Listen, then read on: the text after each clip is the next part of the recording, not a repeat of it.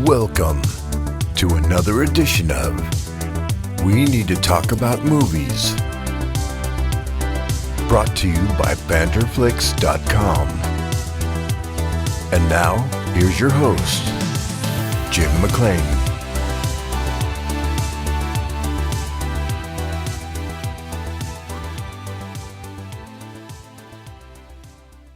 Hello, I'm your host, Jim McLean. Welcome to the latest episode of We Need to Talk About Movies. We haven't been podding for a while, but it's good to be back. We've got there eventually.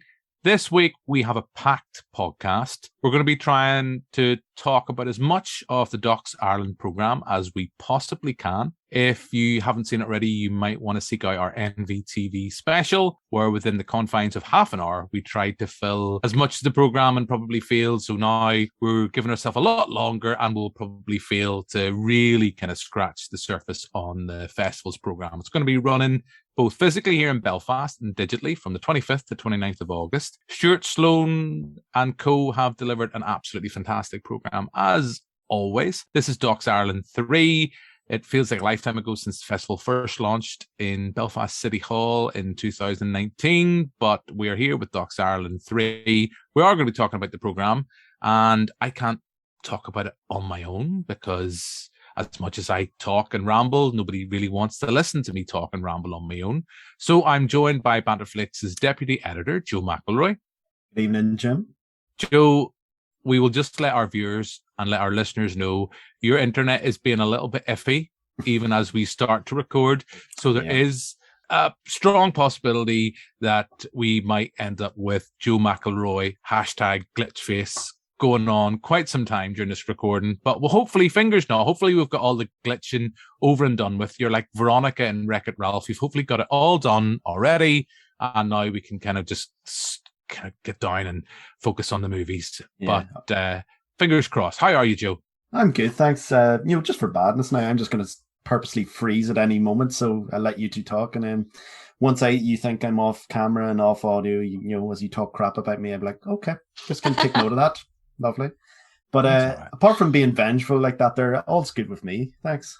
Hope all's well with everyone else. Good. And viewers and listeners, you will have heard the laugh of the lovely Victoria Brown, local writer and Banterflix's resident Disney queen. Hello to you, Miss Brown. Good evening. How are we all? We're good. But more importantly, how are you, Victoria? Okay, I'm grand. Just binging everything I can on Disney Plus.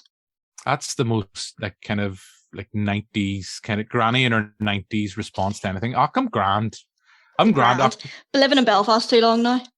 The house is burning down and XYZ. Oh, I'll be grand. It'll be grand. I'm happy enough.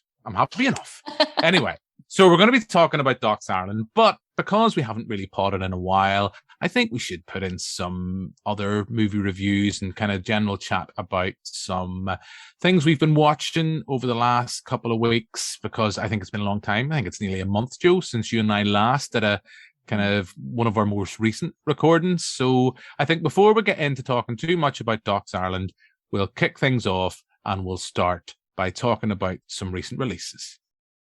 Oh, wow. Beautiful. Woo. I know this little fucker does it. How do you do it? You sure you don't want one of those camp showers? You know, the ones with the propane and the hot water? What about that phone?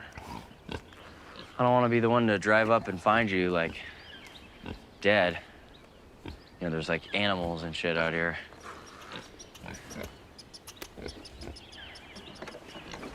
Okay. Oh. Good talk, Rob. So that's a clip of Pig. Joe, you've seen this. Victoria and I haven't. Do you want to kind of get the ball rolling and tell everybody as you're listening to the pod, tell everybody who's listening to the pod or who's watching the pod what you thought of this renaissance that seems to be continuing for Nicolas Cage. Is this a career highlight so far for you? Oh, definitely, without a shadow of a doubt. like I think with something like Pig, a lot of people maybe saw the trailer, and even I think people who went to actually see it whenever I was seeing the screen were expecting, Nicolas Cage to go full John Wick with a pig. Like, in his very much, in his Wicker Man, not the Bee's voice, only where's my pig? But it is not that kind of film at all. It's a very sort of slow burning, somber and meditative look at, grief and trauma and, what we hold dear in life. And to like Nicolas Cage's credit, his performance is just outstanding. Like he's behind this big grey bushy beard, and you can just, anytime his eyes just come into focus, you can just tell there's a lot of pain and mournful loss in them. And I absolutely love the film. It's a film that really hits hard and sticks with you long after the credits, but in the best way possible. But yeah, in terms of where, it's funny because the last Nicolas Cage film that came out that I'd seen before this was Willy's Wonderland, and it was just absolutely terrible. So I was like coming into this going, please be good. And then, yeah, all memories of Willy's Wonderland's gone already. It's a strange sort of way, like his career's going. Like it kind of just going up and down, up and down, up and down. But at least he's taking swings with the roles he's going for. It's not all really seems to be paying for this tax bill that has been hovering over him for a while. Yeah, I've heard good things. I heard Robbie Collins talking about it in Five Live and said, only good things about the film. He actually talked, and just to kind of I know Victoria hasn't seen the film, throwing in a kind of Disney reference, Disney Pixar reference. He said in a kind of similar kind of vein to kind of something like Ratatouille, food plays a big part of the film, and kind of what memories that eating food and kind of food can hold for yourself. So I'm definitely intrigued by it. I definitely want to see it. I'm hopefully going to get to see it in the QFT, but I know Docs Ireland is also going to be taking place at the QFT over the next few days. So hopefully I will get to see it at some point pretty soon. But Joe, you and I have both seen Censor as well. We did an event at the Strand Arts Centre. Well, Banterflix and Cinepunkt did, and that was a lot of fun. Getting to talk to Robert J. Simpson about a history of the video nasty era, and also kind of very briefly talking about our thoughts on the film. It was kind of a hard one to do, literally just moments after the film finished. But what do you think, Joe? No, again, Victoria, we will come to you because we're going to let you geek out about Loki. But Joe, what did you think of Prano Bailey Bond's directorial debut? Again, like Pig, I absolutely loved it. I thought it was a great weekend for the cinema for myself, to be honest. But yeah, Censor is just very much my kind of horror film. It's very thoughtful, sort of thought-provoking sort of film, and I love the whole idea and the air of the video nasty and how that sort of is the key component behind the film.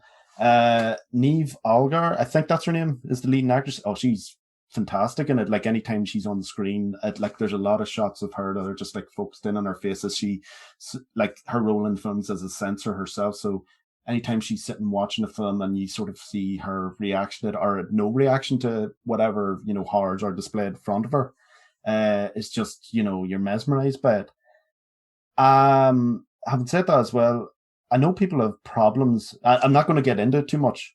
People have had problems with the ending of it. But I'll just say I love the ending. I thought it was perfect for what they were trying to do. But again, I'm not going to get into it. Maybe it's another discussion for another pod. But another thing that just before I move on from Censor, listen, you mentioned Robbie Collins with Pig. I listened to his review for Censor, and what was great about his description, I didn't pick up until he mentioned, is how she uses her glasses to sort of shield her from all this horror that's in front of her. Just reminded me of Tom Savini, the famous makeup artist, who he mentioned several times, several documentaries, how when he was a photographer in Vietnam during the Vietnamese War, he used it as a shield from the horrors that were in front of him. And what Robbie Collins says, as soon as she takes away that shield, things start to unravel, and it sort of permeates into her, the violence in front of her, even though it's over the top and ridiculous as a lot of the video nasty stuff was. I just found it interesting, that aspect of it. But overall, I really, really liked it. I've thought what's the director's name again? It's something Prano Bailey Bond. Bond. Prano Bailey Bond. Apologies. What she does brilliantly is capture the look of the time, because new way with 80s stuff, you always get like, oh, let's have a cheesy soundtrack from the 80s and all that. That's not what 80s at all was. It was just these grim, dark rooms where these people worked in, and the outfits they wore seemed really authentic, and everything just fit perfectly. So for me, she captures the mood wonderfully, and I absolutely loved Censor. Yeah, I really liked it. I want to watch it again, if I'm honest, because just it's a film that kind of there's things you want to take in and things you want to go back and revisit. And I want to maybe watch it a second time and just let it wash all over me. I don't have a problem with the ending. I love the ending, and that's not just as we started to record. I was mentioning a bit like as Mark Kermode's talked a few times. Just I've become obsessed with they use a track. I think it's Blank Mass, Chernobyl, which was used in a field in England, and the director said she was just looking for something for the finale as a mood piece to send off to her composer. And when she played it, she just was like, I can't think of anything more perfect than this. And it is perfect. It really is. And I haven't been able to get that tune out of my head. And I've been thinking about the film. I don't know if that's the same with you, Joe, but I've been thinking about the film since watching it on Friday evening and wanting to revisit things and look at things. I have niggles with the film, and the more distance I take from the screening, I have issues. And I know, Victoria, you haven't seen it, so I'm going to tread very carefully over this and without going spoilerific. And I know, Victoria, we haven't really brought you into the discussion yet, but I will say this, Joe, and I'll just be very interested to hear your thoughts. Again, treading carefully around spoilers. My only real niggle with the film is the fact, ultimately, by the time it resolves itself, it's all kind of irrelevant that she's a film censor. She doesn't have to be a film censor for the events of this film to unfold in the way she could. It could have just easily been someone experiencing a video nasty. That's my only niggle when I sit and think about it. I don't know what you think on that. I mean, I don't get me wrong. I love the idea, and I love how they capture the idea of kind of film censorship and kind of how important these people think their job is, and kind of how the media is out for blood when bad things happen. But I think for the actual narrative itself, it isn't actually that important that she is a film censor. I don't know what your take on that is. See, that didn't bother me too much. I think that was just a great gateway into that sort of world. More than anything, in the fact that, you go from her in a very conservative role as such, in the way she, not only like in what she does and the way she dresses and the way she, her lifestyle, like she would go home in the evening and she'd do a crossword and have the news playing in the background, just a very plain sort of ordinary lifestyle. But at the same time, it's a sort of gateway. It's what I love what horror films do. They have like a sense of normalcy until things start to go downhill and start to unravel. So I thought that's why it was ideal that, it had that approach, that it was that conservative and normal approach, a true her being a censor. I think that was just the sort of masterstroke of it. And then the fact, like I mentioned again, the moment she takes off her glasses, that's when things start to really, really unravel. And that's why I think it works great. I know I can understand the niggle behind it and how you could go different directions with it, but for me, I liked their approach. Oh, don't get me wrong. I have no issue with the direction it took. I just kind of think when you sit back and think about it, it's ultimately kind of irrelevant that she's a film censor in what happens. It's the trauma that she herself brings, and that's kind of as unspoilerifically as we're going to be. Otherwise, Victoria Brown might just scream and shout.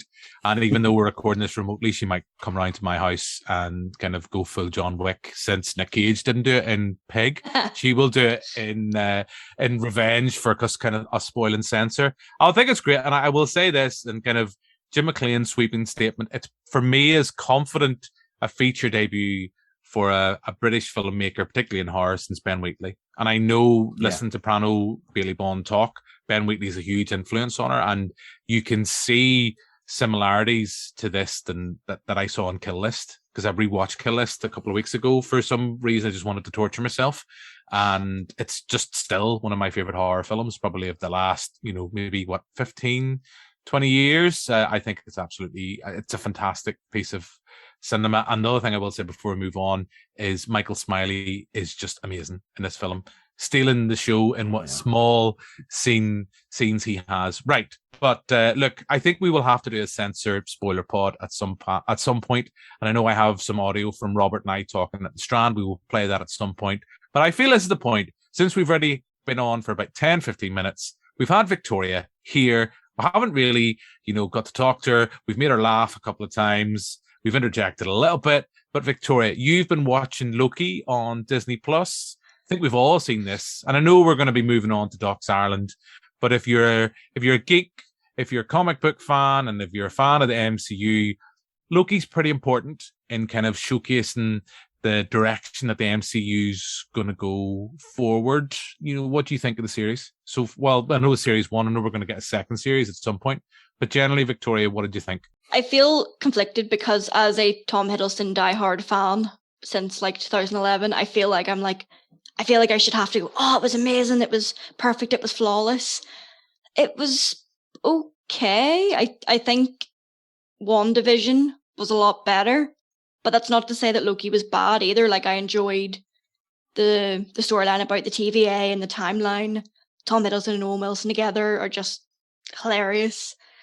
But I don't know. I thought the ending was very anticlimactic. It wasn't what I was expecting at all. Okay, because I quite like the ending. I think for what it decides to do, when Marvel normally... Well, the cinematic universe normally takes its time over everything. I thought it was quite bold in what it's doing and how quickly it's going to affect pretty much everything going forward within the MCU. And I don't want to go too spoilerific. Other people that might not have got round to watching Loki. I actually enjoyed it. I did like WandaVision, but I think once WandaVision revealed itself, I both liked it and thought it was very well done in the fact that, and I'm not disappointed in a sense. I think everyone thought that WandaVision, I'm trying to talk around this so tentatively. I think everyone thought that WandaVision was going to do what Loki did. And then there was a backlash when WandaVision didn't. And WandaVision was a story about grief and someone coming to terms with the death of a partner. Loki then, I don't know, I liked WandaVision, but I actually really liked Loki. And I think because it reminded me of kind of Matt Smith, David Tennant era Doctor Who, in the sense the kind of timey-wiminess and the just sense of having fun. I like that element. I know a lot of people called it kind of, Marvel's just trying to do Doctor Who with a bigger budget. And it's like, well, just, enjoy it then. I like Doctor Who. I know, Joe, you and I were talking on the TV show the last time we had you on. We were talking about Jodie Whittaker and her, handing over her keys to the TARDIS. But I like Loki for what it was. It's going to be interesting to see where it's going. I know as we record tonight, the Far From Home trailer has leaked-ish, but you really need to have supervision to be able to watch it. Probably by the time this recording's finished, it'll have actually been released properly. But I actually have to say I enjoyed Loki much more than I thought I would. I think in the closing stages, the last few episodes of Loki, just when Richard E. Grant showed up, it's like, yes, right. And I'm just on a par with this. That's what I want more, and just having fun with this idea of the Loki variants. That's what I want Loki to do, and have fun and embrace that in the same way that I've actually quite enjoyed the last few weeks. I've held off, but I started watching Marvel's What If. And I quite like them. They're not amazing. Okay, it was a bit bittersweet with the kind of T'Challa performance with Chadwick Boseman. What if he was Star-Lord? I thought they were a lot of fun, but nobody seems to mention MODOK in their love for all things Marvel and MCU. But if you haven't seen MODOK, just watch it. It's just it's just a joy. If you like Robot Chicken, you'll like MODOK. But that's just me. Joe, you have seen Loki, so what did you think of it? I think I'm kind of between both of you there. I liked it, but I maybe didn't necessarily love it. For me, I think WandaVision is the best of the series Marvel have done so far. But even with that, I do have problems with the end of that. It's kind of still becomes just a Marvel big smash up in the end, despite it being a more personal story. But with Loki, I really do like like yourself, Jim, the aspects that really go out there and go with it. Especially with the different variants of Loki, like that aspect of things I really loved. And I was like, yes, more of that. Let's go completely nuts with this. even when Loki's first going into the TVA, and the guys there with all the documents, the whole like sort of Gilliam-esque sort of bureaucracy is like, this is everything you've ever said, sign here. He's like, this is ridiculous, and then their page signs. Yeah, stuff like that I absolutely loved. And the bit even going through the scanner, it's like it'll kill you if you're a robot or something like that. And then he's like, am I a robot? He starts questioning himself because he's just worried. It's those little moments there that actually really made the series. But in the grand scheme of the thing, I do like what they've set up now. But again, I don't want to go into that too much because I don't want to spoil it for anyone who hasn't seen beyond that. But the ideas that they're moving forward with Marvel, it's kind of pulling me back in a wee bit, because with the films, I'm kind of like, well, Black Widow didn't really do much for me, and Shang-Chi, I don't know how that's going to fit into the grand scheme of things. And then after that, I think it's the Eternals. And to be honest with you, I look at it and going, I don't know. Like, I'm more, put this way, the thing I'm most looking forward to now is not even Spider-Man, it's the new Doctor Strange. Just see Sam Raimi come back to Marvel again as well.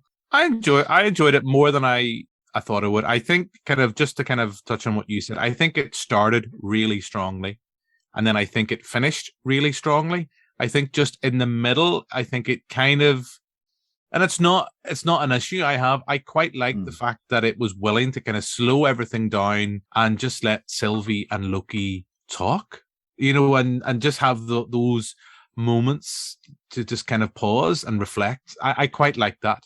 And I think Tom Hiddleston, if Victoria isn't going to go full Hiddleston love, I just think he's just, I love him as a performer. He just gives it all. And I think he's going to quite happily play that Loki role till the day that he dies. And I thought he was fab. I enjoyed it. But look, we've talked enough of geeking out stuff. I think we should get down to the nitty gritty and what we're really here for, to talk about Docs Ireland.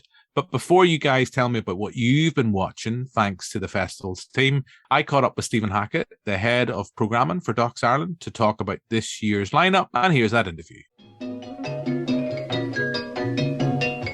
Hi, everyone. This is Donna March. And if you can hear that music in the background, I bet you can guess where we are tonight. We're at the Jazz Festival, and let me tell you, it is really wonderful.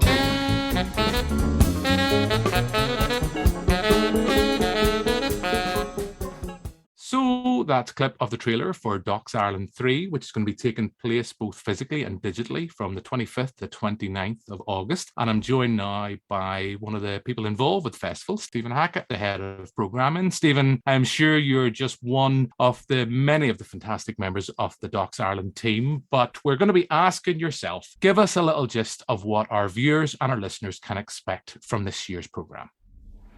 Thanks, Jim. Well, yeah, I'm just one of the team. Stuart Sloan is the programmer for this festival. What we try to do in Docs Ireland is a mixture of industry and exhibition. We've done the exhibition, this is the exhibition side of the festival. We've done the industry side in June. So that's mainly one of the reasons we set up this festival, was to encourage the local industry in terms of talks, workshops, kind of production, learning a lot of skills within the industry of documentary filmmaking, and to really focus on that art form in different ways. The exhibition side, which Stuart's put together here, is kind of a mixture of screenings, online events, short films, and special events. So we're using all the major cinemas in the city, and a few other outdoor spaces as well. We always have a strong focus on Irish documentaries. So there's documentaries like Father of the Cyborgs, and a focus on films like Father Des, by Vincent Kennard. So we have a broad mixture of local and international. For special events, we have an outdoor screening, the first one we've kind of risked since COVID. It's a jazz concert movie from the 1958 Newport Jazz Festival, Jazz on a Summer's Day, and we're doing it outdoors at Hidden Huntley. So hopefully the weather's okay for that. Like I say, the shorts film competition is very important to us. It's a way of kind of local talent developing through the shorts, and hopefully going on to make features further on down the line. Yeah, you've touched there on having a an outdoor event and kind of the idea of a physical kind of special event. What have been the challenges for that with the certain degree of uncertainty regarding the COVID pandemic and the folks on the Hill and the kind of won't they relax regulations? I mean, how as an organization have you found that? Because I know you've touched on the industry side of the events that were held earlier this year. They were completely online, if I'm correct. So that move now to where we are in August to be able to do some events physically and some events still digitally, but that the challenges of planning a festival like this. Yeah, I mean, it's been hard for us and many arts organizations over the last year. We kind of had physical festivals planned and then cancelled. But we've delivered online content throughout, the whole the pandemic. So we've kind of found a way of adapting. I mean, it's not our ideal scenario to show stuff online, but we have seen benefits of it. We've been able to reach out to people we might not have got for interviews, like Edgar Wright and people like this who we've been able to conduct interviews with, Alex Winter, for example, as well. So it gives more of an opportunity to actually kind of have people like that in the program, whereas the cost of it might have been prohibitive before if it wasn't an online event.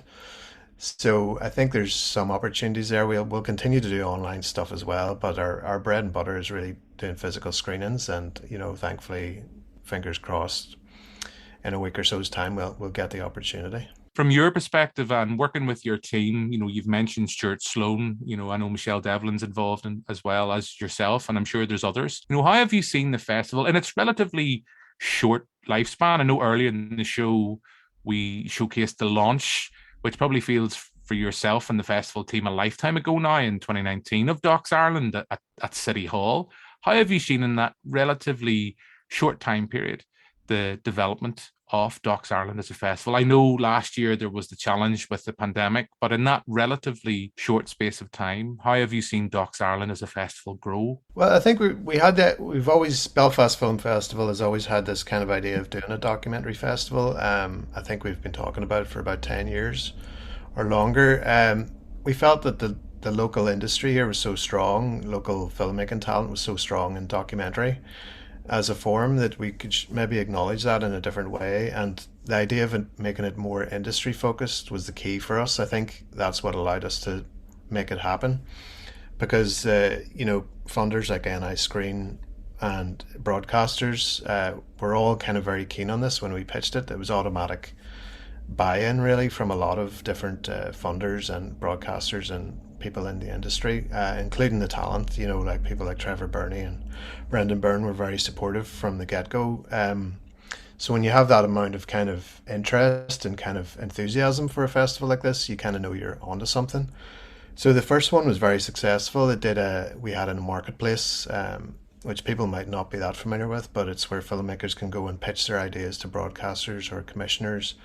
And it's a real opportunity to kind of get your work or your prospective work known, your ideas known, and your projects developed. So I think that was key for us. And we obviously last year we couldn't do that. We still kind of did an online festival in bits and pieces, and we did we did interviews with people online as well. So I mean, we're hoping this year is different as well. We've subdivided the festival into June and August time period, and all the industry stuff was online, and it just probably doesn't work as well in that format. So I mean, next year we hope to get back to the in-person events, because having an industry documentary festival is all about people meeting people, discussing ideas, and kind of meeting in spaces and discussing films. So I think that needs to happen physically as much as possible. I know you've alluded to that, Stephen, but for the average cinema goer, for the average festival goer, to an attendee of Belfast Film Festival events, can you just talk us through just the importance, and I know you've already mentioned that, but the actual importance for the festival of having that industry section as part of the programme? Yeah, so I think, the important thing is how young filmmakers get to develop their work. We have the Ignite project, which is a kind of filter mechanism for young filmmakers to develop, shorts or feature-length documentary. So it's all this stuff that you would expect in any industry, supportive industry, where you have platforms where people can kind of discuss their work with professionals. They can kind of meet professionals in the industry and kind of develop their projects. So I think it's quite niche. I mean, it maybe sounds quite niche as well, but it's like conference events as well to some extent, if people are familiar with that format of how conferences work. So it's similar to that, but we always want to keep it within the framework of exhibition. We always want to show films and talk about films as well, and celebrate documentary talent. So in Docs Ireland this edition, we have look at the work of Spotlight, the BBC's flagship program, and we're giving it an award for outstanding contribution to documentary, which is, it's 47 odd years of activity, different filmmakers and different broadcasters, different presenters over the years, but this ethos of strong investigative journalism. And that's something in Northern Ireland everyone will be familiar with. So, it's not just documentaries that are feature documentaries. We want to look at documentary in its broadest sense, including television work as well, and celebrate that. So that's kind of important to us too. There is that definite sense of political activism within the documentaries program. And how important for you as a programmer is it that we have a festival that's showcasing the world? So this idea that the world can come to us through cinema and we can open our eyes and our ears to issues we might not know a lot about, but through the power of documentary cinema, we can learn. Is that something that is very conscious thought for yourself and the programming team to be able to showcase and bring the world's to local audiences here in Belfast? Yeah, I'm sure as everybody would agree, documentary does that very successfully. Documentary film, whether it's watching it on Netflix or any other platform, the documentary films really dig into socio-political issues, and I think this program represents that as well.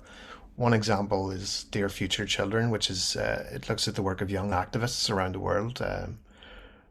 We're familiar with people like Greta, but this looks at different people in different contexts, and they're kind of young activists on the ground doing interesting work about environmentalism and other, socio-political issues. So I think to platform films like that is important.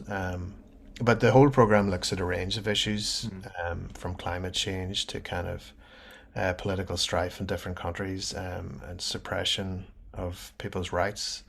There were very important issues sort of looked at in the program.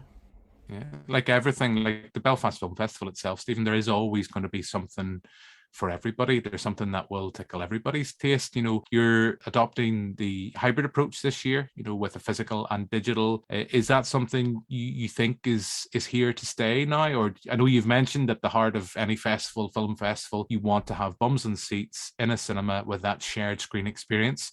But do you see that this is the last year and a half of the pandemic? Do you think that's changed things now, that the hybrid approach will undoubtedly be the way forward for most festivals?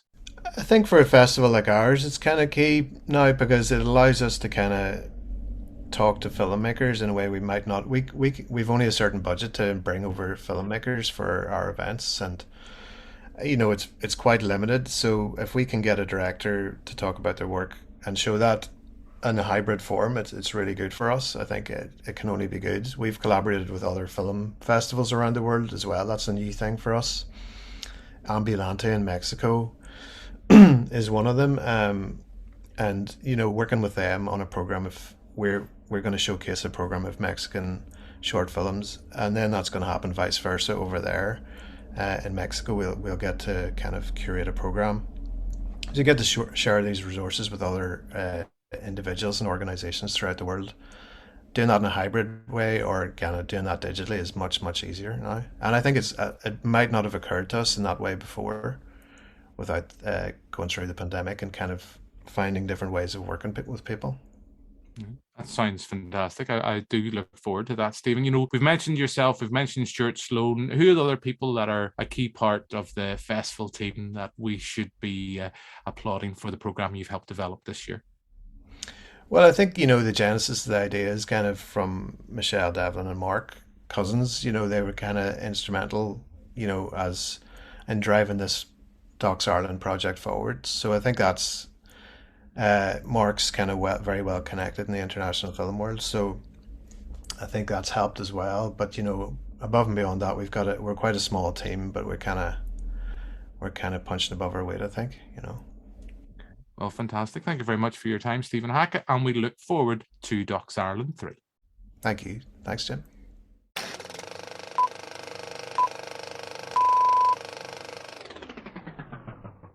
So that's my interview with Stephen Hackett. Hopefully that's whet your appetite for some of this year's programme. As I said at the very start of this pod, we're going to try and talk about as much as we can. So I thought, Victoria, we'll start with you. You've watched a couple of the documentaries You've watched a couple of the documentaries, thanks to the festival's team. You also have some reviews that are up on the website. Well, we all have reviews up on the website, and I thought we'd kick off with you. So what have you been watching, and what did you think, more importantly? See, from the list that they have available, like, it was really hard to pick just a couple to watch. Like, all of them sound really intriguing and really interesting, but just with work and stuff, I was kind of short for time. So I was able to watch Witch, which was not what I was expecting at all, and Jazz on a Summer's Day, and I loved them both. I didn't expect them both to be music. I was kind of surprised. I was on like a musical documentary theme, but they were both bloody brilliant, but for very different reasons. So what was it about them? I mean, the sounds like two very different documentaries, Victoria. What was it grabbed you about? I know particularly if I could push you on Witch, what was it about that documentary that really grabbed? Could you tell our listeners a little bit more about the doc? So Witch is about a 1970s psychedelic rock band from Zambia. Yeah, Joe's face if you're watching. Yeah. Was like taken aback and intrigue in equal measure. Yeah, because as soon as I saw the title Witch, I was like, oh, maybe this is going to be something to do with like witchcraft in Ireland or something. So when the film opened on Africa, I was like, oh, okay, where we're going here. But the film's bloody brilliant. It's essentially a music like travel log of these guys who've become obsessed with this band Witch, who were very big in the 1970s. And they try to track down some of the members, and I think it's only the one guy that's left. But they kind of go into Zambia's political history, their cultural history, how important the rock music scene was for them, which I had no idea about any of that. I didn't think psychedelic rock was a thing in Zambia, but it seemed to be really important to them, and they seemed to really love it. The last remaining member, I think his name's Chigari. Like they call him the Mick Jagger of Zambia, and he earns his title because he's so talented and he's so infectious. He's so full of energy and passion, and he's a delight to watch on the screen. And you just want to hang out with him. You just want to have a beer with him. He's so cool. Yeah, because just what you're saying is all things I love about documentary cinema. It's an opportunity to meet or be in the presence of people that you will never meet normally. You will never know their stories other than through the camera, the film camera, and you're able to kind of, see, learn, you're able to learn about them, and you're able to kind of probably in a way that you maybe didn't think at the start of watching the film, Victoria, that you can empathize with them. You can kind of find similarities with things that you might from here, Northern Ireland, or just Western kind of cinema, Western kind of music in general, and just realize, just kind of how far reaching it was on my list to watch. I have to say, I mean, that's the beauty of Docs Ireland, in the fact that it does showcase wonderfully kind of weird little documentaries like this that you might never see, might never even think of watching. And when you actually find yourself watching them, you love them. I know Jazz on a Summer's Day, that's one of the special events, I think, for the festival this year. There's some events tied into that as well.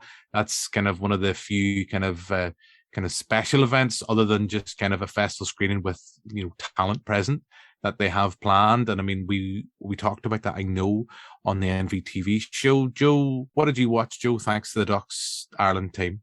The main documentary that I sort of focused in and sort of watched so far was a documentary by a guy called Thomas Show. It's called The Queen versus Patrick O'Donnell. I kind of decided to watch it because I've always had like a keen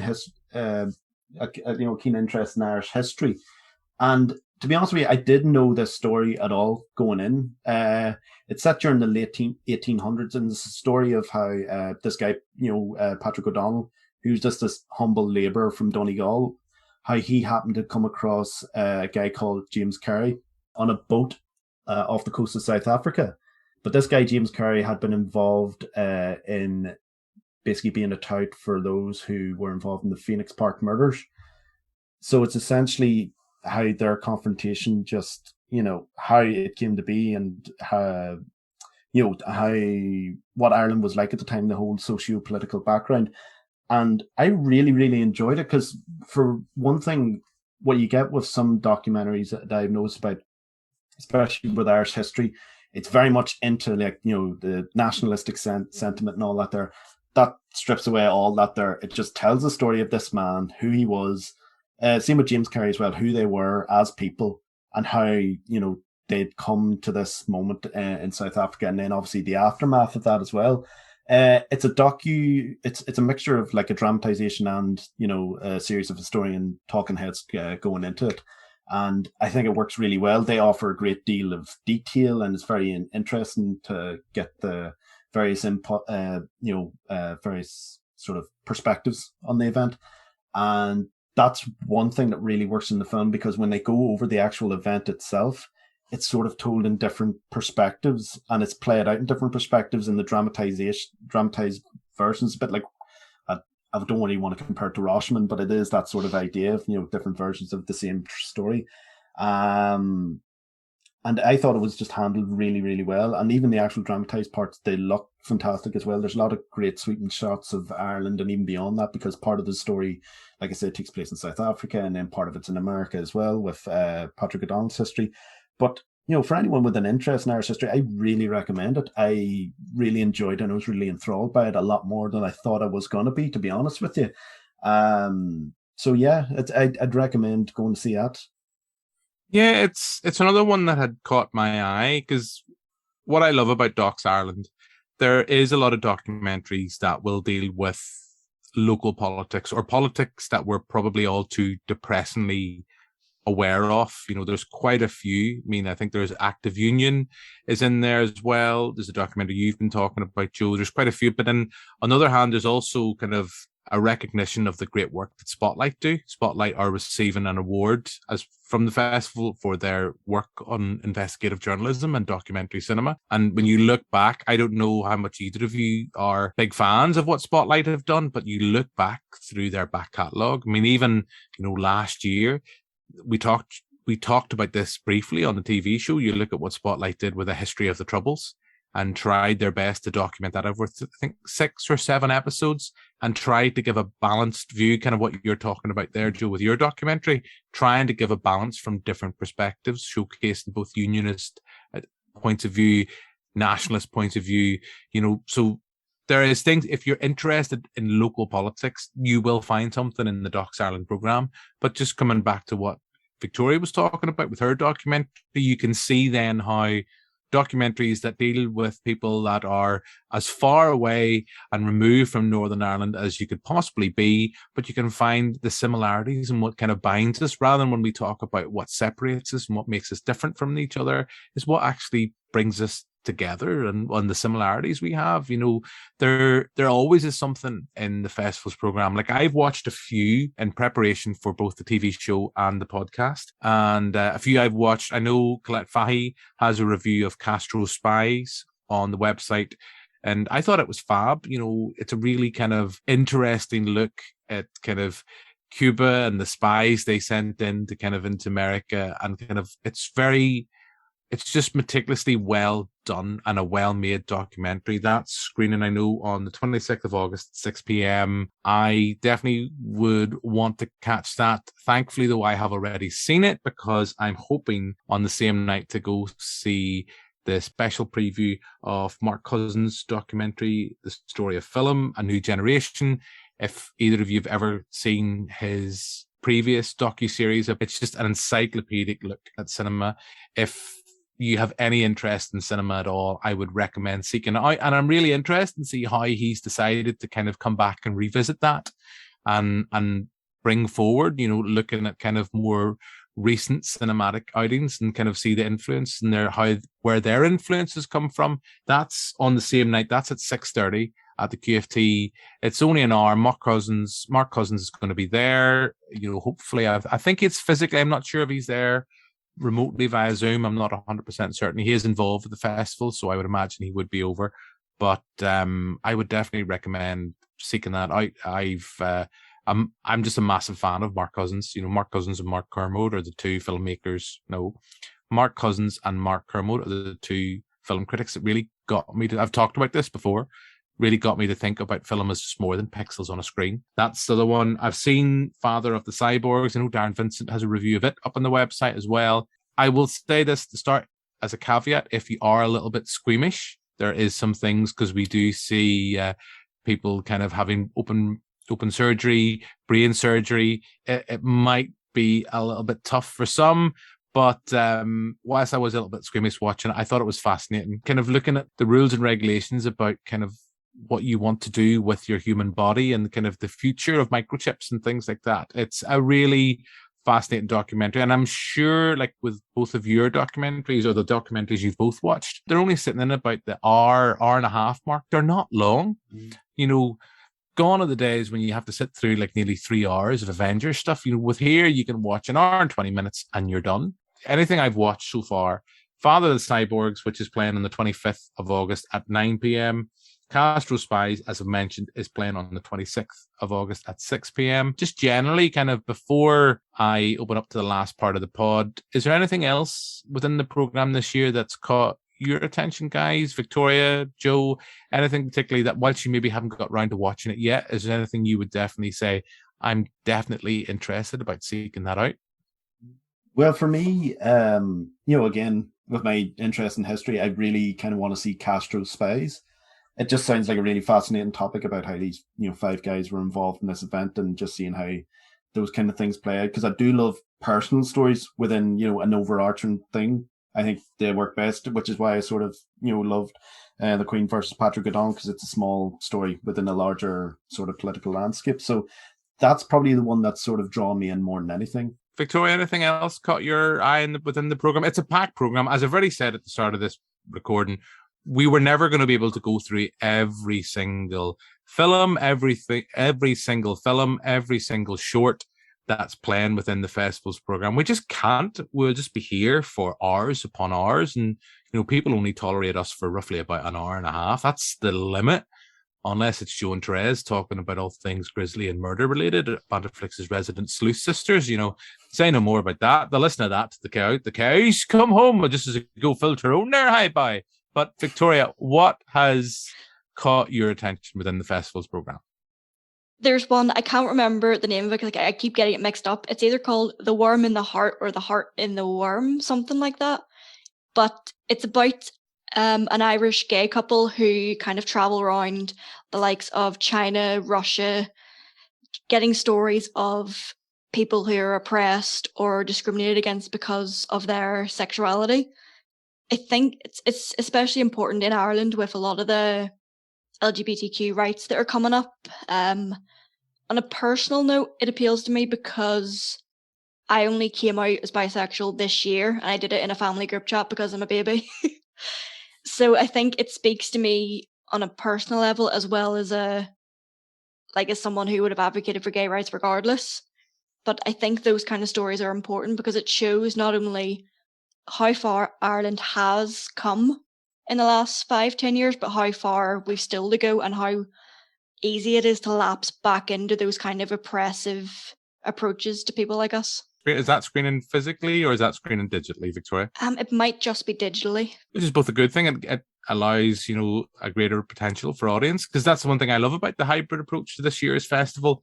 Yes, there's a lot of stuff I want to be able to see physically in a cinema, and you know, I'm someone who will always advocate, if and where possible, and if you feel safe enough to do so, go to a cinema, enjoy it with an audience. If there's a Q&A afterwards, either take part, you know, sit and enjoy that experience together as a communal experience of watching something and learning something that you might not have known about.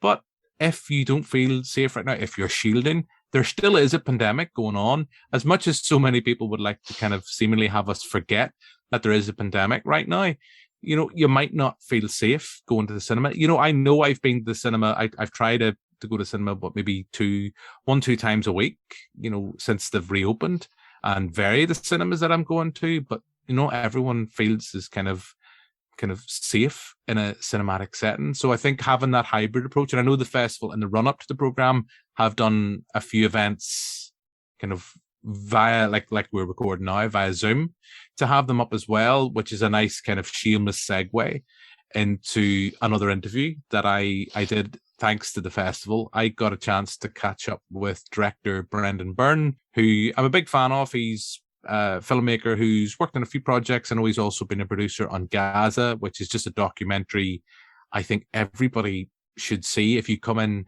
and have your preconceptions about Gaza and all that kind of stuff, watch that documentary because it's just fab. I know it played at Docs Ireland 1 and received an award as a piece of filmmaking. It's absolutely fab. But Brendan is back this time with something completely different.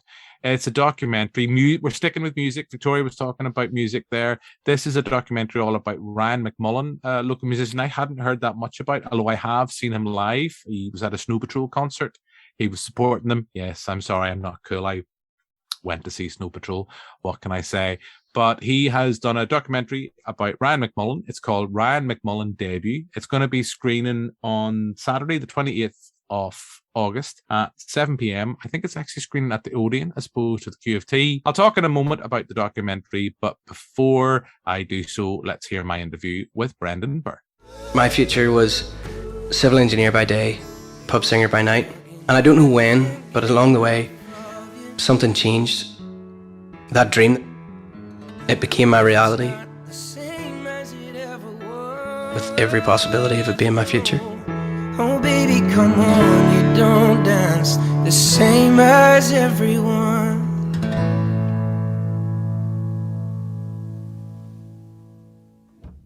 So that's a clip of Ryan McMullen Debut, which is screening as part of Docs Ireland Festival on Saturday the 28th of August at Odeon Cinema here in Belfast.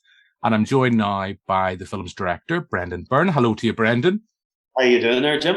Brendan, thank you for taking the time to chat to us about the documentary. Can we just start? Can you tell us a little bit about Ryan McMullen Debut?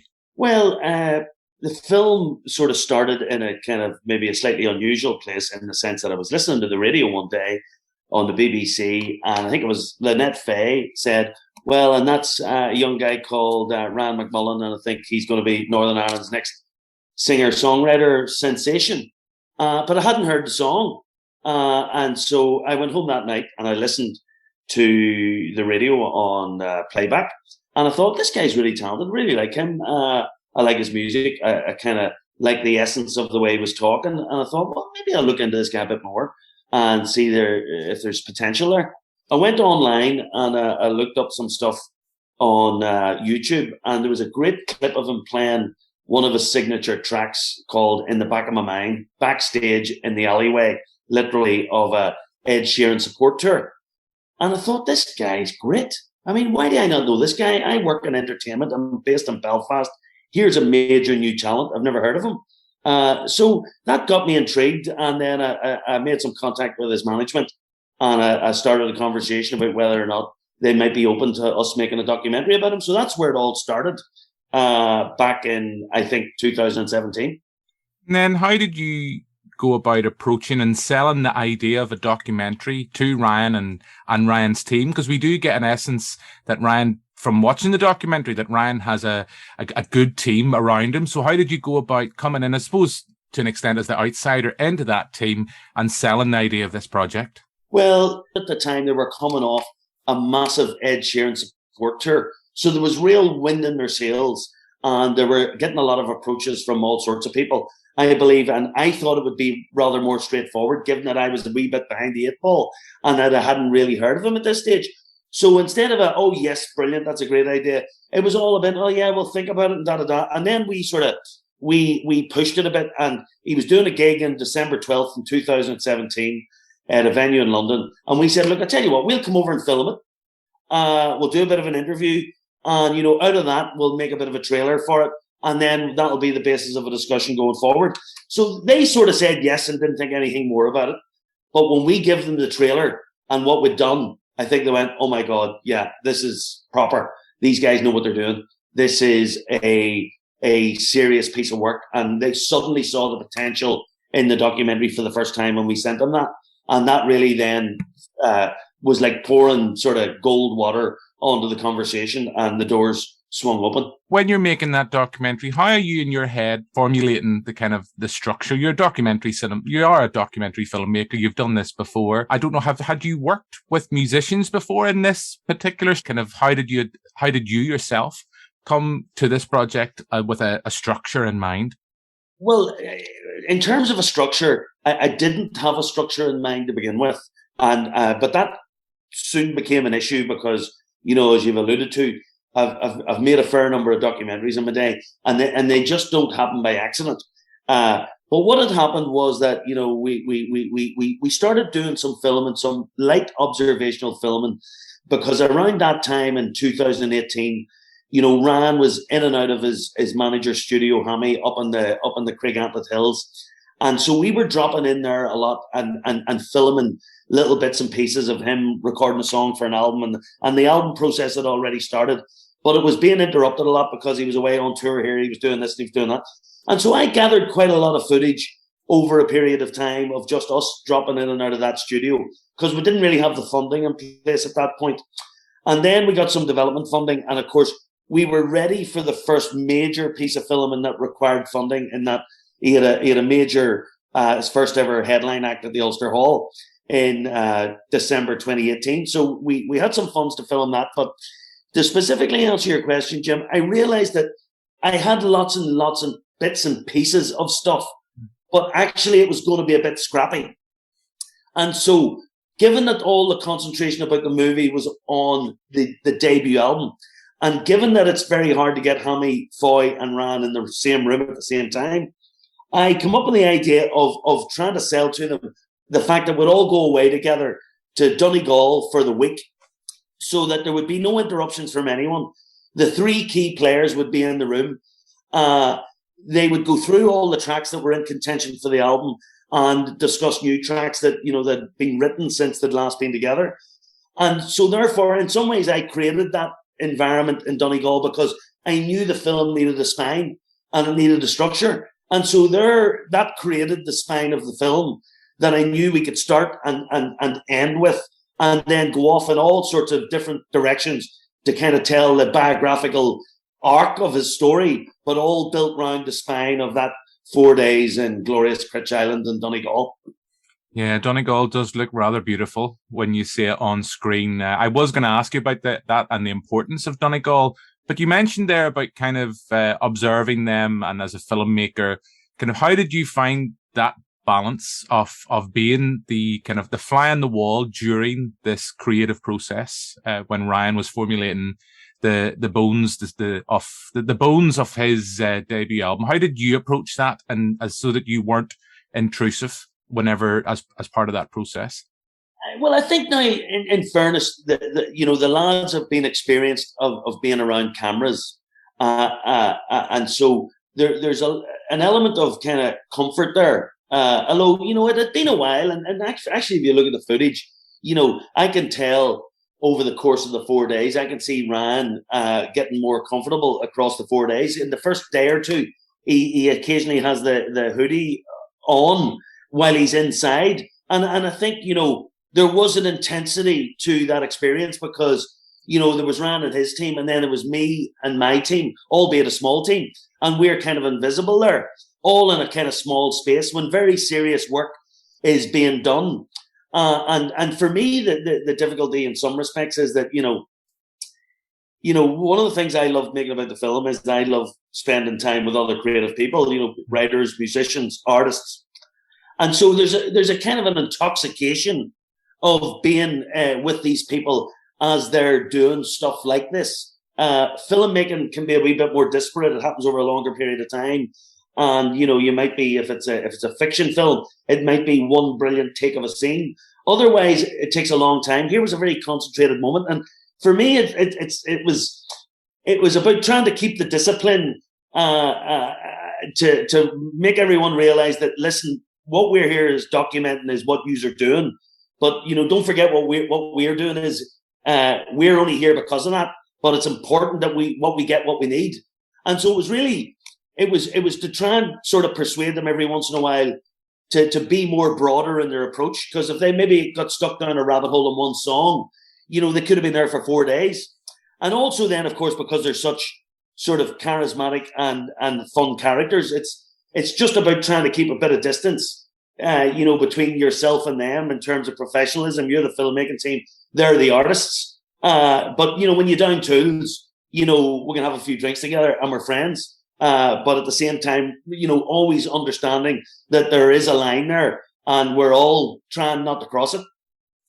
You've already alluded to one of the questions I did want to ask. You've talked there about observing the creative process, and you've talked there about kind of watching musicians in full flow. And you're coming from a creative industry yourself. Filmmaking is a creative medium. The better way, I suppose, of asking that question, what did you take from watching the creative process of this group of musicians, from observing them doing their thing, particularly, I suppose, those days in Donegal, that you were surprised? What surprised you most about that process?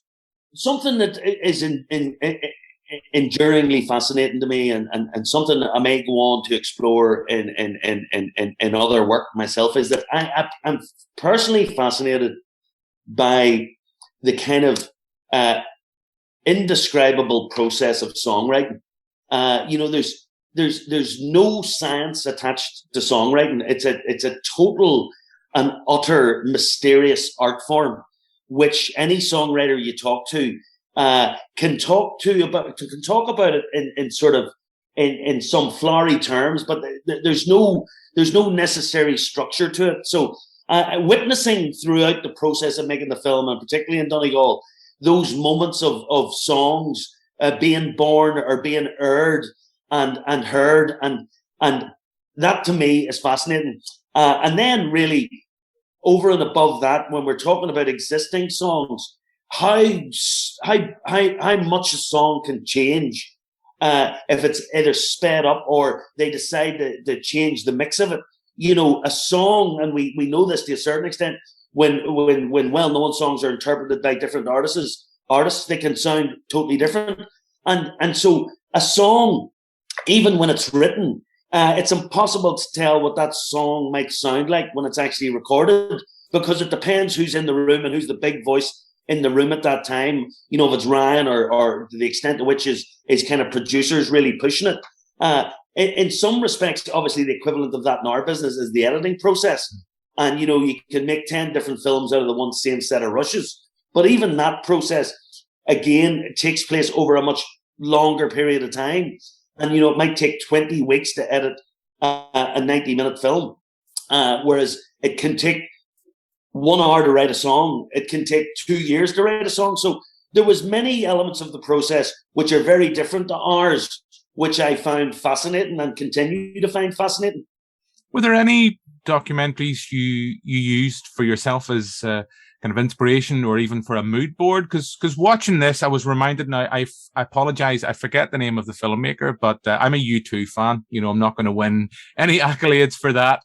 But I remember watching the documentary about the genesis of Achtung Baby. I think it's From the Sky Down. I thought it was a great documentary, and it reminded me a lot of your film, reminded me a lot of that, and that idea of musicians in a room watching songs go from being ideas to kind of being birthed to coming together. I mean, was there any documentaries, anything you used as an inspiration for that?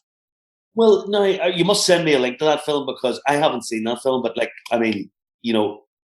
I'm not ashamed to say it either, Jim. I'm a massive U2 fan. I went to see U2 in the famous gig in the McMurdy Hall at Queen's University before it became the Mandela Hall. I think I was 16. I remember walking down Mountain View Gardens when I was 15, because my friend had just bought Boy and he was playing it on his record player in his front room.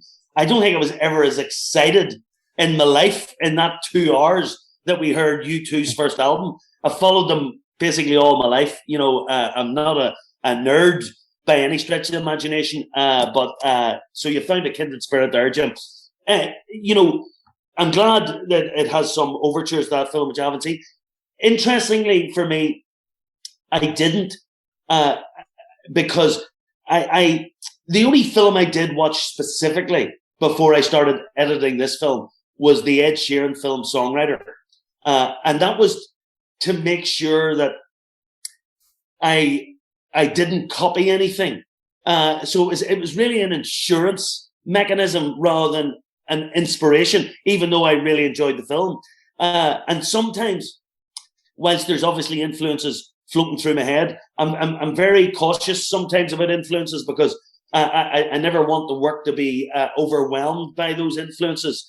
And with this, I felt that, I would have been looking for a film about someone, it was a film about someone who before they became famous, because that's really what interests me about this film. It's not a film documenting something about fame or somebody who's already famous. It's a film about exploring talent and ambition before it reaches that phase of wider recognition and perhaps fame, and trying to kind of ask myself and others is that, what is that thin line between huge talent and wider recognition? Because I'm amazed by the sheer numbers of people who are massively talented but haven't reached the level of recognition which is on a par with other people who I find are much less talented. And so for me, that's really what the film's about, is a kind of journey of seeing someone on the cusp. And I haven't seen too many films about things like that, and therefore, wasn't looking for any direct influences in that respect. Yeah. You mentioned there, Brendan, about what you wanted to showcase in the journey of Ryan. Can you tell us a little bit about the film's journey? I think it had its world premiere at the Galway Film Festival just before Docs Ireland. How did you find that as an experience? It was great. Now, Galway was unusual this year because it's the first major film event in Ireland out of lockdown. It was the screening was outside. It was an outdoor cinema. It was a very sunny day. It was one of the best days on record temperature wise. They have a cool marquee which protects you from the sun or the rain. It wasn't a massive audience because I think some people went to the beach that day. But those people who were there and saw the film, of which there were a decent amount, really loved it. There was a great Q&A afterwards. Ryan did a song or two at the end of it. And, it's really great, just apart from the nerves of it all, is that, you share a film for the first time with a proper audience. And actually, they really did kind of connect to it. And I think the most interesting and perhaps unsurprising thing about it is that, it's comments from those people who don't know who Ryan McMullen is. They'll watch the film and they go, my God, that guy's brilliant. I love him. How do I not know about him? And that's kind of harks back to my previous sort of note. How could you be that talented and I not know about that person? So in some respects, I think it's a discovery film. And it's hard to get sometimes people into the cinema to discover someone they've never heard about because everything is celebrity driven now. But I think that's where the film works at its best, when people come to this based on word of mouth, hopefully, and find something for the very first time that they never knew about. That's kind of brilliant. Yeah, it is true. I mean, I would say I was aware of Ryan because I think I had seen him because it's in the documentary. It's one of the Snow Patrol gigs. It wasn't the Ward Park concert. I'm nearly certain that one of the concerts my lovely wife and I went to see, we went to see with Snow Patrol, and he was there. And I remember, remarking, and I've heard some of his tracks, so I wouldn't say I'm a massive fan. I had definitely heard of him, and I think this documentary does, as you've alluded to, help shine a light, an even brighter light, on the man's talent. You mentioned with Galway lockdown. I don't want to talk too much about this because the Donegal stuff is happening in December 2019. We as viewers are all too aware of what's round the corner. And, there is a mention coming into March 2020. How did the pandemic and the outbreak of the pandemic, without going too much into spoiler, because I know you want people to see the documentary itself, how did that shape and play a role in shaping the final stages of the documentary's narrative? It's always, any film is always a kind of challenge in terms of where you're going to end it. Sometimes some films have got too many endings, and every film's got too many endings until those other endings are knocked out of it. And so, what happened in the world with lockdown and all obviously prevented Ryan from going on tour and all the rest of it. Fortunately, in some respects for me, by that stage of having filmed the main Donegal sequences and having filmed an awful lot of material, I was in the position when lockdown happened that was the only really film making activity you could do, editing. You couldn't film anymore. But, if you'd already got a lot of rushes, the luckiest filmmakers in the world are the filmmakers who'd filmed 2 or 3 movies and had 2 or 3 movies to cut during lockdown. As it turned out, I had 2 movies to edit during lockdown, one about the author Colm Tóibín and this one about Ryan. So I was able to use the time in a very creative way, obviously, to make the film. And I suppose the only challenge it gave me was how to end the film, because so little had happened in the period from we'd done the big Donegal shoot. And I suppose, that's for audiences to find out, how the kind of film does end, and, trying to leave audiences with a kind of sense of an upbeat message, given that, when a film's funded by anyone, the person who's funding it in the end needs the film. And, they couldn't wait forever. So I had to finish the film. And I suppose in a perfect world, I may have finished the film. If I had all the levers myself, I may have left it and not finished it till the end of this year. But, it is what it is. And, I've actually been pleasantly surprised by the initial reaction to the kind of final stages of the film. They've surprised me how well audiences have responded to them, as opposed to what my own perceptions were originally. Yeah, I would agree. I think the film does, even with the fact of the pandemic and what feels like a lifetime ago now, I still think there's that sense of optimism, that sense of, while it might just possibly just be postponing the inevitable for the rise of someone's prominence in the musical scene. That's my take from watching it, and I'll be interested to see what other people think of that whenever they see the film at Docs Ireland, which is my nice kind of segue to the festival itself. For you, how nice is it to be having your documentary? We've already had the world premiere at Galway, then to be playing not digitally, but physically in a cinema here in Belfast, as we've read alluded to, on Saturday, the 28th of August. How are you looking forward to that screening? Oh, it's going to be brilliant. I'm really looking forward to it. Ryan very much thinks of Belfast as his home, even though he's from Portaferry. It's obviously my home.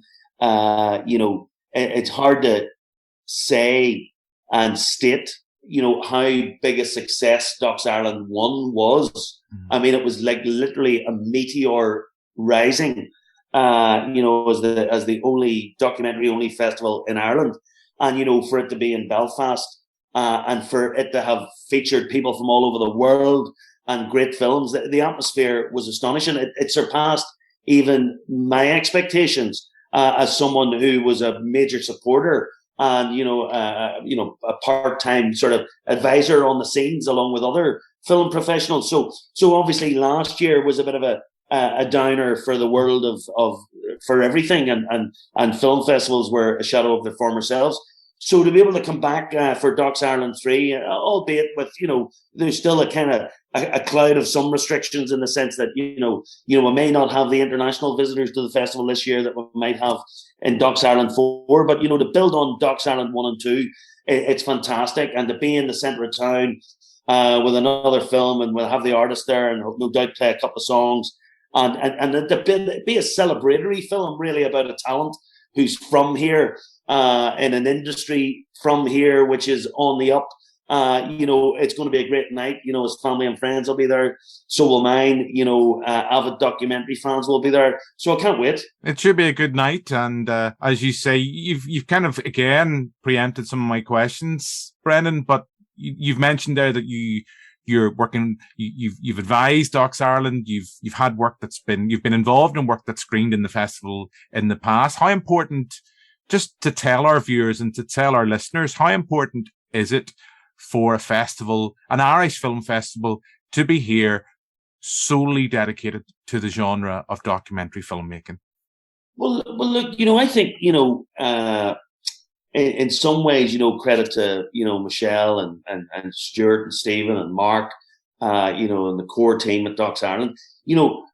for a long time, you know, Belfast, you know, we're well known throughout the world for largely, you know, our kind of troubled history, and then more recently our kind of emergence from that conflict into as a now a beacon for other countries around the world of what can happen when you end conflict and find peace. So in some respects, we are absolutely one of the most interesting and best cities in the world to be able to platform films, you know, which are international stories, which tell complicated tales, often of survival, often of conflict, often of just personal identification and coming out and all sorts of stuff. So we are a great place to be a center of this. And hopefully, you know, with the growing stature of Docs Ireland, we're going to be able to continue to build this kind of brand and this great festival. And we'll be able to attract people from all over the world.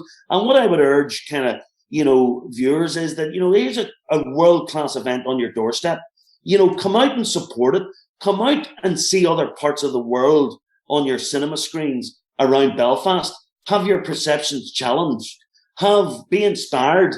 You know, look into corners of the planet you'll never ever see again if it wasn't through a film. Have your eyes opened. Have your ears opened. You know, it's an amazing opportunity. You know, take a night off going to Lavery's. Come down to the Odeon, go to the QFT. You know, go to Lavery's afterwards. You know, I was going to say, you can go to Lavery's afterwards, yeah. I mean, it was something like this, you know, not long being out of university and going to see a couple of films in the QFT when I was 22, and then having the opportunity to go and work with John T. Davis and David Barker and Damien Gorman and Brendan Hughes and people like that got me started. You know, that opened my eyes. You know, coming to Docs Ireland could be the start of something for you. Yeah, fantastic, Brendan. And, you know, all I really want to ask now is, you know, beyond Docs Ireland, beyond this documentary, you've already mentioned that you have another project you're working on. What will we see you working on next? Well, one of the defining moments of Docs Ireland 1 for us was that our film Gaza, which had been at Sundance earlier in that year, in January 2019, obviously played Docs Ireland in June 2019, and we won the inaugural Docs Ireland Feature Documentary Award, and we used the prize money to donate to the Gaza Red Carpet Human Rights Film Festival in Gaza, where the film was screened in Gaza to the people who were in the film for the first time. So I'm making a new film with the same team from the Gaza film, and we're making a film in Beirut called Children of Beirut, and it's a film really shot on the margins of the Sabra and Shatila district, on the fringes of Beirut, which is the margins of the margins of the margins. It's a film that's been shot largely before the recent port explosion and has been filmed over a period of 3 or 4 years by a guy called Stephen Gerard Kelly. And this remarkable cinematography that he's pulled from the edges of Beirut. And I've joined him with the director of Gaza.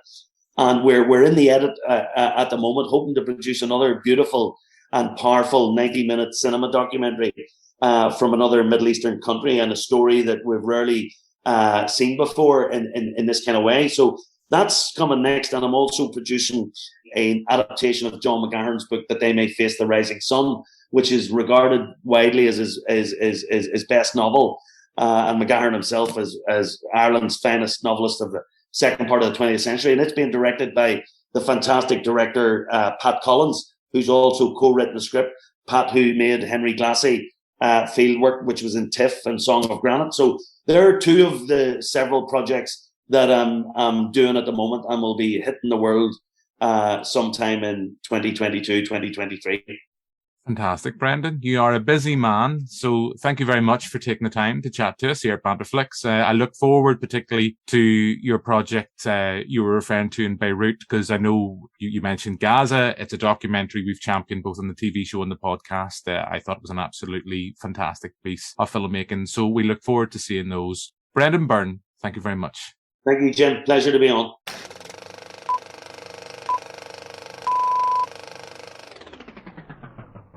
So that's my interview with Brendan Byrne about Ryan McMullen debut. We were just kind of saying whilst that interview was playing that neither of you are that familiar with Ryan McMullen's work. I think, Joe, you said you'd heard of him, but you weren't quite certain if you'd heard his music, or you just heard the name, or you just happened to know a Ryan McMullen. I don't know. But no, neither of you have heard of Ryan's work? No. No, to be honest, no, I haven't. No, that's okay. I mean, I was the same. As I say, I have definitely seen him live because in this documentary, he is supporting Snow Patrol at a gig I was at. And I remember quite enjoying his music and my lovely wife saying he's got a cracking voice. And my God, Ryan McMullen does indeed have a cracking voice. Now, musical documentaries. Now, I'm not quite certain, Victoria, in relation to the documentary you were talking about, I don't think it was talking about a specific album or anything like that. This is a documentary that's showcasing Ryan McMullen's, the clues in the title, it's his debut album. He's emerging on the scene. He's toured with Ed Sheeran. He's toured with Snow Patrol. He supported them. And now in December 2019, he set about going to Donegal and putting the finishing touches on his debut album. And Brendan Byrne had been following him for a while.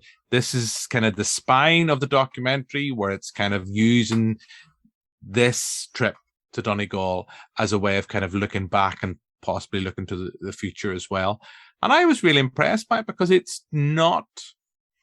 just does enough for me to justify not being a puff piece about an album release. Because sometimes when you see that by bands and artists now, it's usually bands and artists that are well established. They are global superstars, and it's like, let's see what it's like, or let's look back at what it was like, making this album, or how important this album was for us. Because I know in the interview, and actually just shortly after the interview, both Brendan and I were talking about, there's been a couple of documentaries about U2. Again, no street cred musically here, kids. And they talk about looking back at like the making of Achtung Baby. And that's a band that has made it. They're global superstars, and they have that luxury of being able to look back at this turbulent time for them of will they, won't they carry on.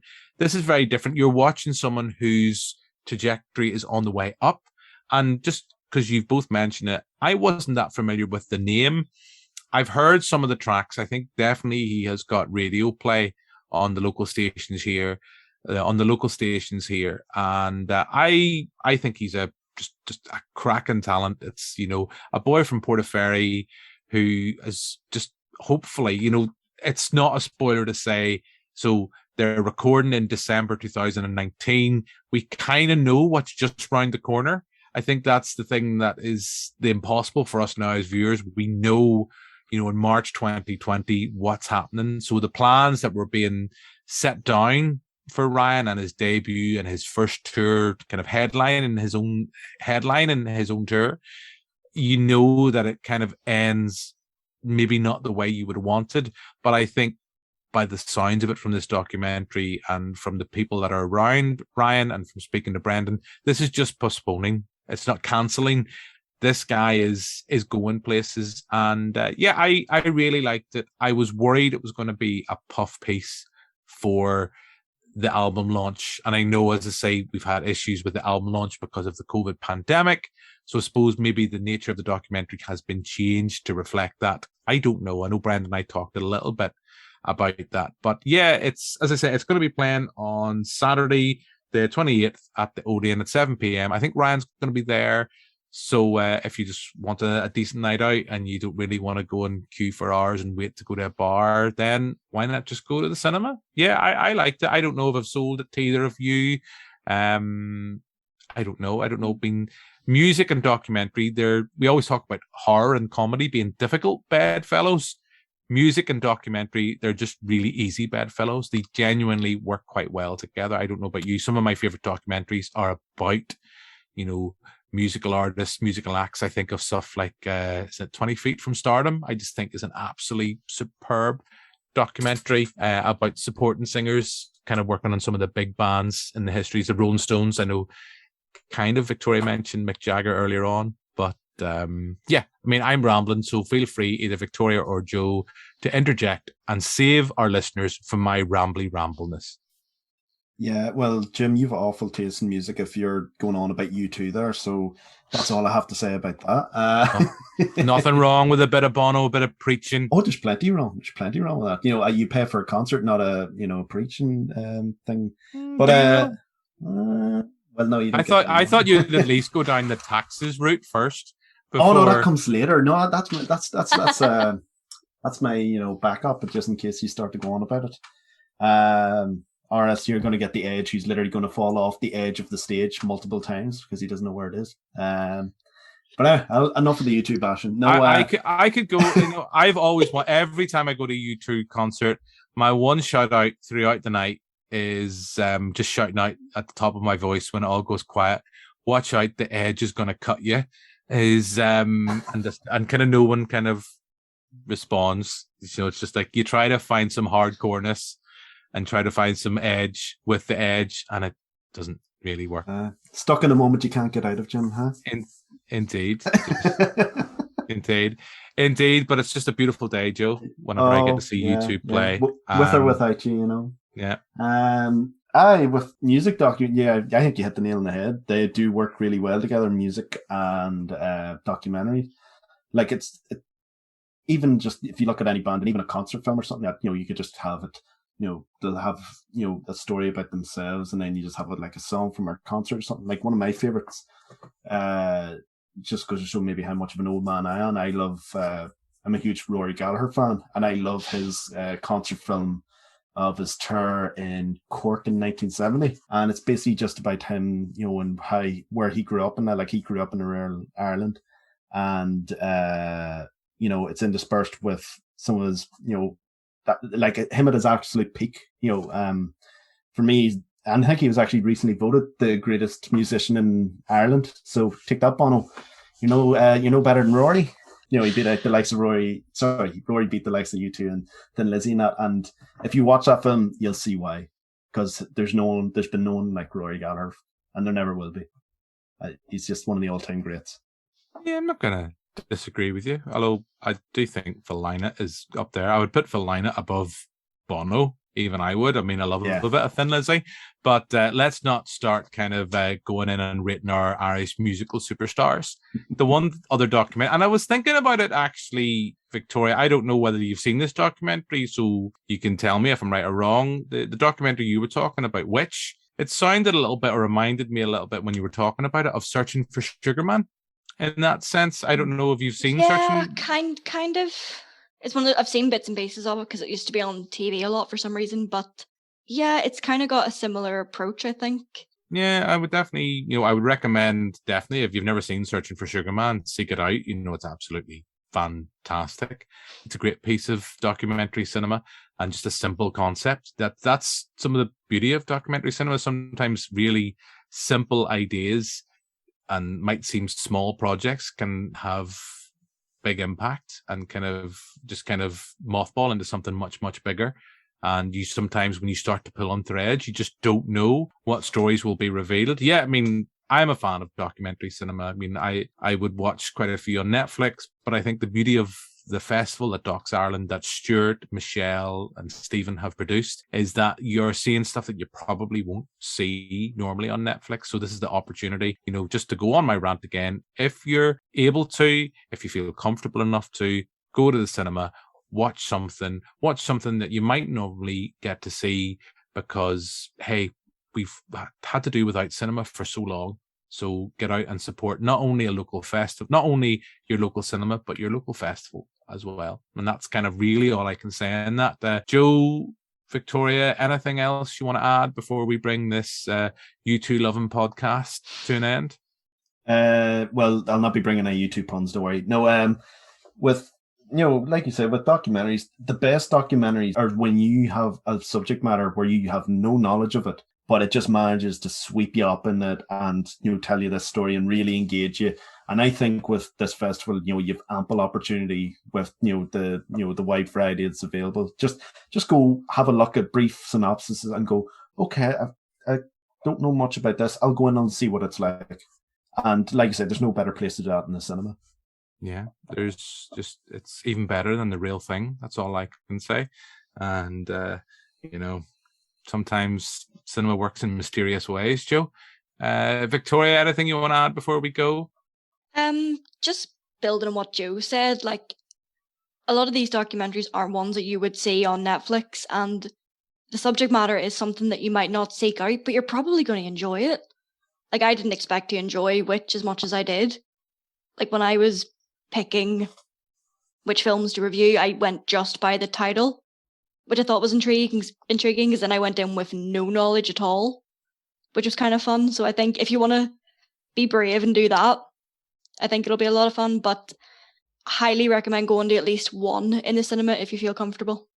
Yeah, definitely. I would agree with that. You know, the cinema has that ability just to hold me, to thrill me, kiss me, kill me. That's, you know, all I can say. That didn't really work. Yeah, I know, but at the end of the day, you still haven't found what you're looking for. You know, you're going through all these puns and it's just there, you know.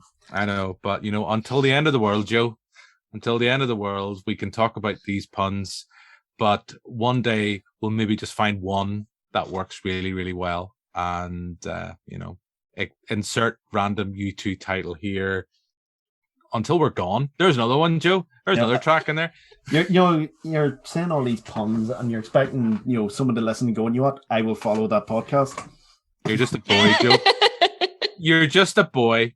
There's nothing I can do other than that, Joe. There's nothing I can do. I've really got no puns other than just to kind of sit here and staring at the sun and think about myself. But anyway, that didn't work. So I think we shall bring this U2 Lovin' podcast to a close. So thank you very much for your time this evening, Joe McElroy.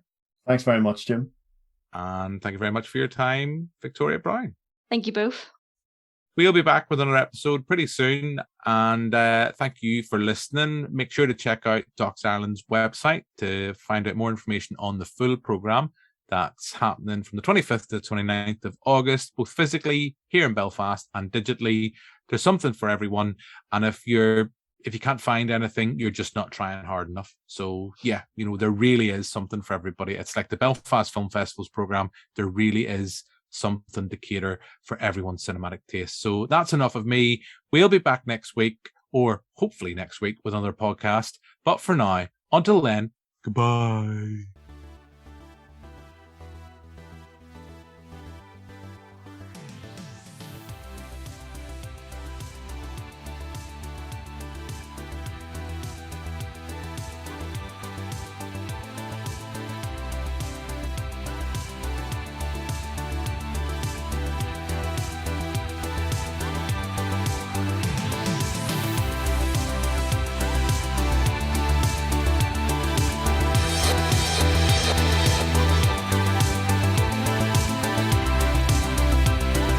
This has been We Need to Talk About Movies. Thanks for listening. For more information, visit banterflix.com. See you next time.